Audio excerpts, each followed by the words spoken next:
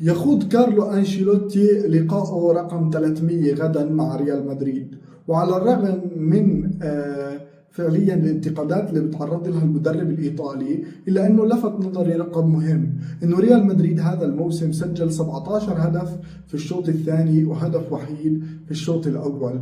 وفعليا عادة الشوط الثاني هو بيكون شوط المدربين، والشوط اللي المدرب بيضع بصمته فيه فعليا.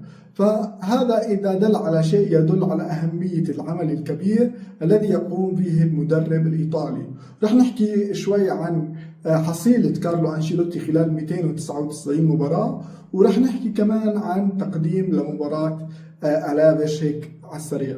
فعليا خلال 299 مباراة حقق كارلو أنشيلوتي 217 انتصار، وتعادل في 35 مباراة، وخسر 39 مباراة. فعليا كمان رقم إضافي مميز بالنسبة لكارلو أنشيلوتي هو وصوله ل 38 مباراة على التوالي ضمن بطولة الدوري الإسباني بدون هزيمة، وبالتالي بيكون ريال مدريد أكمل عام كامل مع كارلو أنشيلوتي بدون هزيمة على مستوى الدوري الإسباني. أما عن لقاءات الفريقين بين ريال مدريد وألافيش فقد تواجهوا في 38 لقاء، حقق ريال مدريد 31 انتصار وخسر في 5 مباريات، بينما تعادل الفريقين في مواجهتين.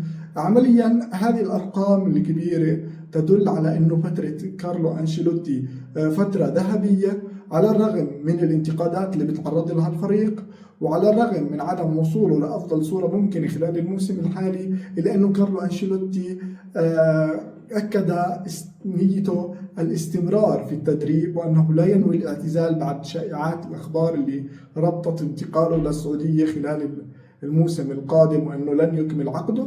أكد كارلو أنشيلوتي أنه سعيد مع ريال مدريد، وأنه لم يكن يتخيل أو يحلم بأنه يخوض 300 لقاء مع أفضل فريق في العالم.